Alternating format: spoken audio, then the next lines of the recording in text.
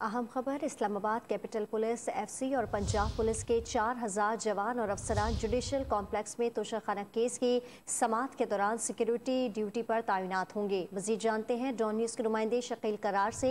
जी शकील करार, मजीद क्या तफसीलात हैं, बताइएगा। जो इमरान खान की इस्लामाबाद में सेक्टर G11 में जुडिशल कॉम्प्लेक्स में पेशी के मौके पर इस पूरे एरिया को 500 कैडेंडर लगा के मुकम्मल सील कर दिया गया है, जबकि 2 DIG 9 SPs समेत जो है वो मजमूई तौर पर 4000 नफरी तैनात की गई है, जिसमें 2500 इस्लामाबाद पुलिस है और 800 से ज्यादा पंजाब पुलिस और 700 के करीब एफसी के एहलकार जो है जुडिशल कॉम्प्लेक्स के अंदर और सराउंडिंग एरिया में तैनात किए गए हैं। और तमाम अफसर से कहा गया है कि इमरान खान के अलावा कोई भी जो लिस्ट के अलावा जो लीडर्स हैं या कारकुन है वो जुडिशल कॉम्प्लेक्स तक नहीं आ पाएंगे, ना उनको आने दिया जाएगा।